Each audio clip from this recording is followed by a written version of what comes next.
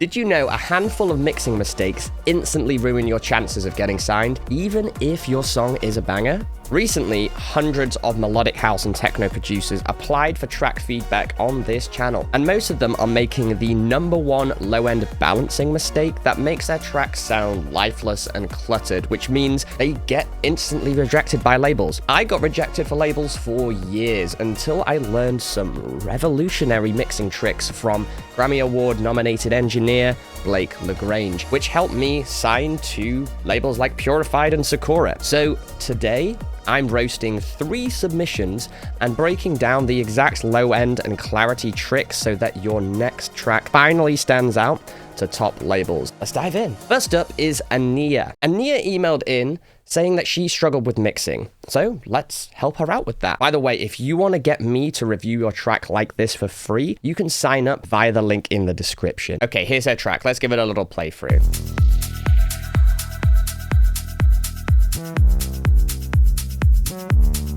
Okay.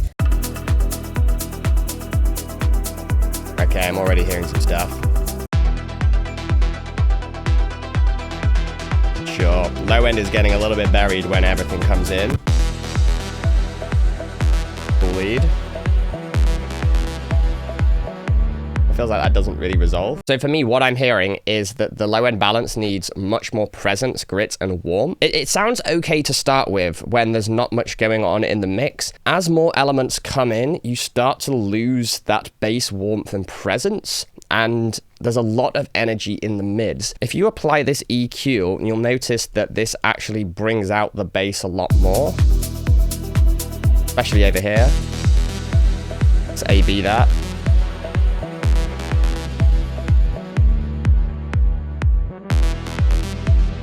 So what you're seeing is there's like a build-up of these sort of weird nasally frequencies around like 800 hertz or so. That's just because the mid balance is so loud. Now you do have to bear in mind this is just on the master of your track, so like you have to take this with a pinch of salt, but the real issue is your mids are too loud and your bass isn't as loud. On a closer inspection, there are some issues as well with the kick. So if you zoom in on the kick, you've got like a decently shaped kick. The issue I would say is it does extend a little bit longer than a 8th note. Because of that, your side chaining is also not ideal. So if we just hone in specifically on the low end, so this, you can hear the bass just going like boom, boom, boom when the kick hits. There's not a groove to it. And this is going to be very difficult to solve, particularly if your kick is spilling over this 8th note mark. What I've actually done is recreated your track here, essentially. Just with the kick and bass, I found some kind of similar sounds here. So check this out. You got this. Take a look at this kick. This is using kick 3. This is a 16th note. The 8th note is probably about here, but it's shorter than an 8th note. Now, why is this important? Because when you get to side chaining, so this doesn't have any side chaining at all at the moment, it's just balanced, but something like this, what we do is if we drop on something like Shaper Box, which is what I use to side chain, we can see the kick coming in here. Now, what you ideally want to have is side chain grooving with the kick. So in order to do that, let's have this come back in fully on the 8th note. So as you can see, basically we're just ducking the volume. So the kick is completely clean. The bass is totally out of the way. You can hear that which is all in time. You know, you don't need this on the full bass signal. We can just have this on the subs. So around like, let's go to like 150 or so. So you can hear this now if I play this. Way more groovy. And it's in time rather than boom. It's what you can do here is I'm just going to copy this wave on the high frequencies, amount up so that it doesn't duck as much, but it's still following that same shape. So much cleaner. And you do this to taste basically, but that's like part #1. Like your kick is just slightly too long and the side chain is not clean and grooving, which is causing issues. Now, second thing as well is like just basically the balance. To me, if you just look at the frequencies here, you can see you don't really have those like warm frequencies that you could have here. And this is the balancing issue, right? So that is going to really help. Now, the final thing I want to share with you as well, just a control. So you might notice in your track here, it sounds fine here, and there's not much really competing with the bass. Then when the lead comes in later, you completely lose the bass warmth. A couple of reasons why. Firstly, being register control. I've recreated your lead as well with the bass. This is just kick, bass, and lead, but take a listen. Kind of close. That's how you have it. But what I've done here is just pitch it up an octave, and this is, listen to how much more the bass pops through now. Because it's not competing anymore.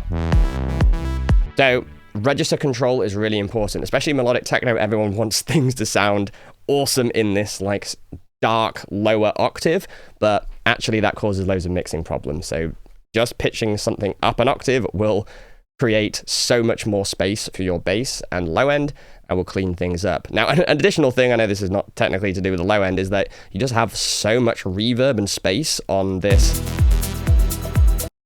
lead that's not controlled, and just probably too much reverb in general. Reverb causes a lot of smear and cluttering, which is causing clarity issues in your mix. So you need way less reverb than you think, and because the lead is super loud, it's just smearing everything out. So you're like losing the punch of the drums, you're losing the warmth and clarity of the bass just because everything's just with reverb, right? A couple of pointers there. And one final bonus thing for you, I know this is a mixing thing, but I would say that your arrangement lacks tension and release as well when I was listening through. So if you kind of just listen to how sounds are, nothing really changes. It's all just they're playing the same stuff over and over again. It's very loopy. So using things like automation are going to help you have a more captivating arrangement, especially on the lead. So it just does that over and over again. But like you create more excitement and grit using automation, play with filter cutoff, ADSR envelopes, that kind of stuff. But also, you can bake that in. So I actually created a little more of a variation here. If you listen to my version here, there's a variation there. And then it resolves as well, because the way that your lead works at the moment is it just leaves it on tension and it never resolves. And tension without resolution is not the best way to go. You always want to try and resolve stuff. You can have very tense stuff, but if you don't resolve, then everyone's going to feel on edge. Now, I also would say, like, this track, you wait 3.5 minutes, over 3.5 minutes to get that lead in.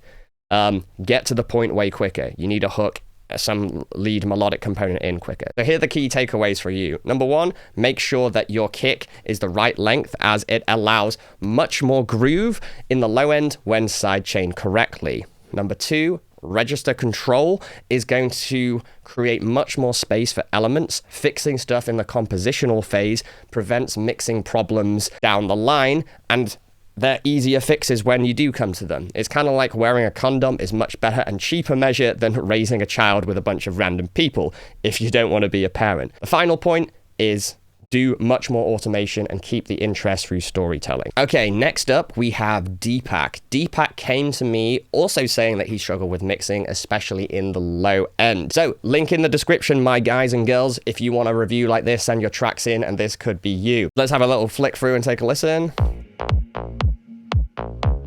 One's a little bit slower, 117 BPM. Instantly hearing some stuff that we need to fix. Okay, I mean, you need more transitional effects. Like, this is quite loopy and bland at the moment. I know this is a mixing video, but cool vibe though. Definitely got potential. So yeah, to me, this sounds like very cluttered. You have a lot of like muddy frequencies building up. What you really need to do, you can kind of hear them here, is duck them down a bit. And you've got like this sort of lack of presence here. So around 2K is where you want to have some more frequencies, but like a lot of this is because of the low end. So what I've actually done is basically recreated this. So one of the issues as well is with your kick. So it's actually kind of like the opposite problem of what Ania had. So you have this like very short kick. You know, it's not bad, but you can see like it fades out very quickly. And because of that, you don't have the body and thump you need. So it's like a boop, boop, rather than a doo, doo, which is ideally what you want. A slightly longer kick will help. Something like this. Free again here. So it's still short and punchy, less than an eighth note, but it just has a little bit more body to it. I've taken a look at your bass, so I actually just resampled this using Simpler. I just like took the little section and isolated it here. So you have...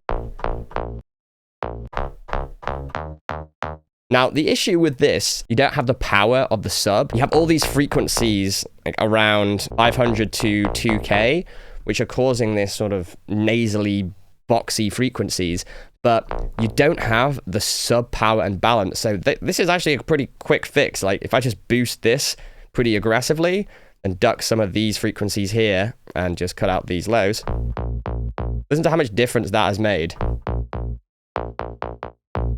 How much more thickness and body you have. Right? So take a listen to how it sounds here.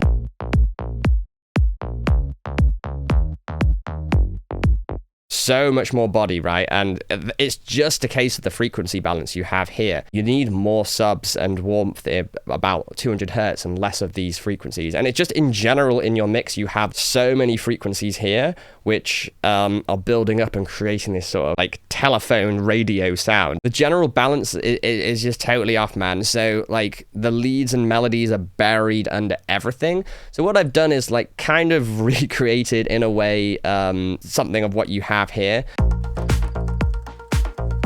let's just look at the balance here. Kick is set to about -9 or so. The bass is about 2 dB below the kick's peak. And then you have this like rolling plucky sound that you had later on. So just like look how where everything is sitting in relation to each other. So kick is going to be your anchor point, right? So that's going to be the loudest element in your track. Then your bass is going to be the loudest melodic element in your track because you need a low end balance, like more of a low end in the balance because of how our ears perceive frequencies due to the Fletcher-Munson curve right here, if you want to check that out. Nothing in the drums should be louder than your kick. Nothing in the melodic should be louder than your bass. But this is going to create this really nice balance that's going to prioritize having warmth and power in the low end. Something else as well, this is, I guess, a bonus point. This is a mixing video again, but your drums are incredibly robotic. I feel you need to flesh them out more to create the danceability. So in my version here, I've added some more like offbeat groove perks. But listen to how that just automatically makes it feel a lot more danceable. And even just adding a little bit of swing to all of this as well, to like take it just from being completely like completely robotic on the grid to a little bit more groovy. That's with swing, without swing, with the swing. Oh yeah, and I added in a little variation there as well, because I think it's stylistic. So yeah, again, like variations are going to help with that. And also like automation, my friend. Not necessarily what the video is about, but like it's to help you. Just create a bit more interest, and doing stuff like that on the elements is going to really, really help the track sound more sophisticated, less loopy, and also progress a little bit more. There you go, Deepak. Cool stuff, eh?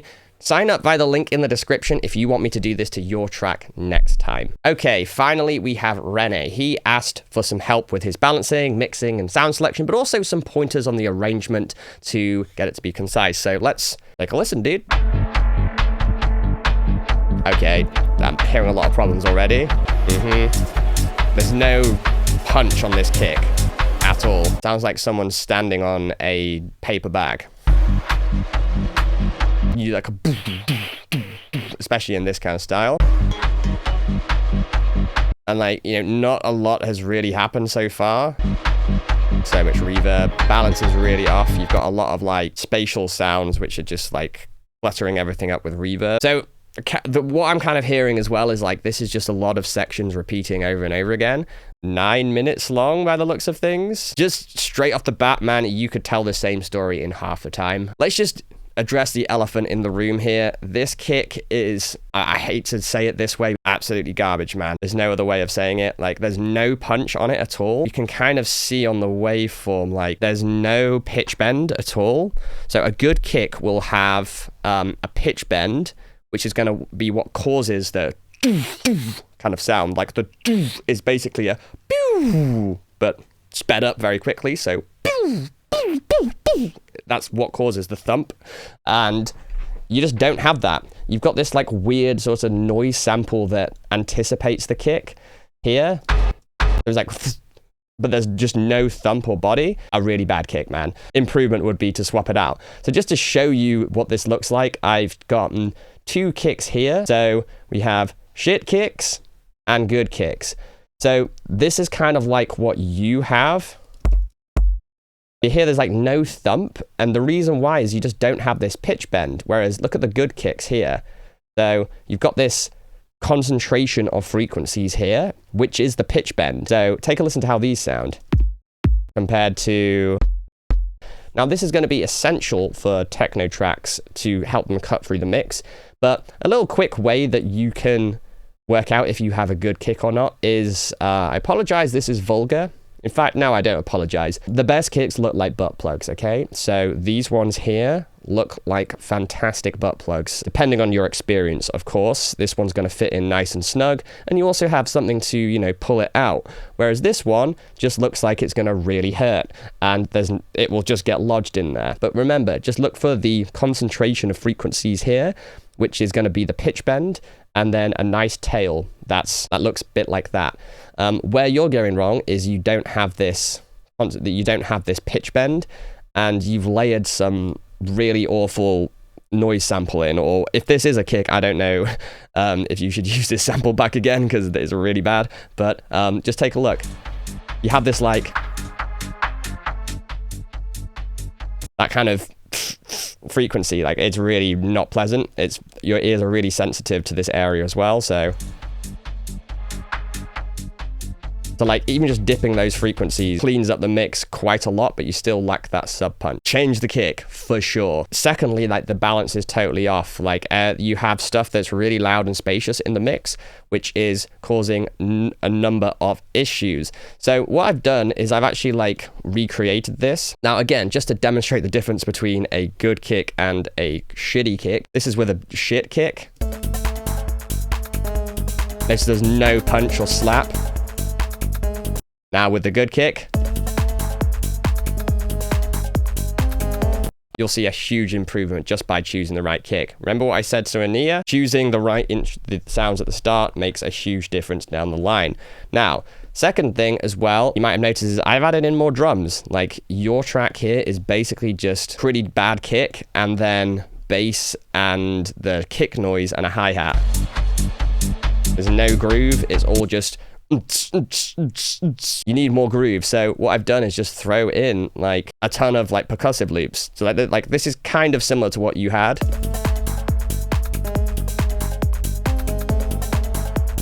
Listen to how much more groovy and impactful it is, right? And again, like the balance, set your kick to...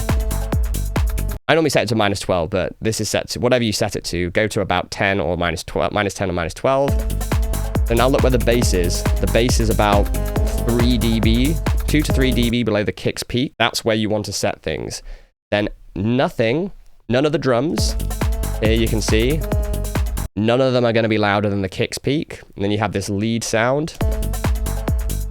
That's not going to be louder than the bass. And that's how you get a really good balance. Finally, I want to talk a little bit about like, I guess the theory and the musicality here, because what you've got, it's hard to tell what key this is in. You've got like G on the bass. I'm assuming it's in G, but then you've got a lot of incredibly dissonant tones, and it's getting to the point of being borderline atonal in some spots. And It's okay to use dissonant tones. That's absolutely fine. It's very jarring, and if you don't resolve to consonants, then it becomes quite unpleasant to listen to for the listener. Dissonance is a very, very powerful tool if you know how to use it. They use it a lot in jazz. There's one of my favorite bands, Meshuggah. They're the masters of dissonance, but you really have to know what you're doing. So I would say try have stuff in key. It's going to help a lot more, because what you have here, this is my recreation of it. Let's just listen to the kick and bass. Sorry, the bass and lead. So if you're in G, like this is where the root note is, but like you're playing on the like this is the major second, which is fine, but it is a tense note. But then you also have the minor second, which is a semitone away from the root note, or I'm guessing what the root note is, which is G. So this is already tense anyway and in key. This can also be in key, depending on what key you're in, but you have two incredibly tense notes anyway, but combining them going to create a lot of dissonance. So what I've done actually is recreate this and put this more so in the Phrygian dominant, where you have, so this is the root note here, so take a listen to how this sounds.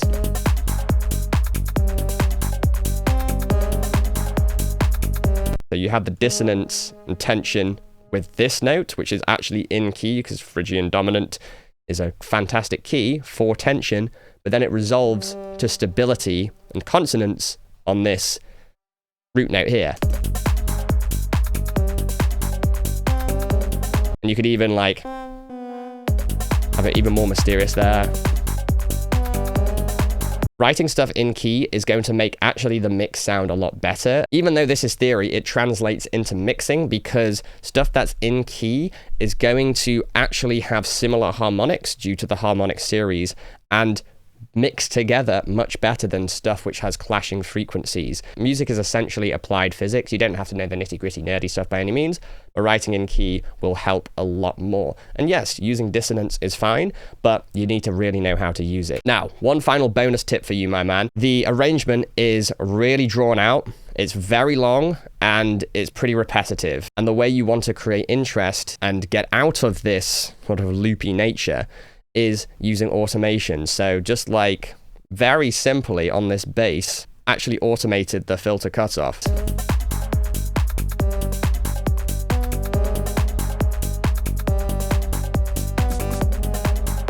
So we're opening up the filter.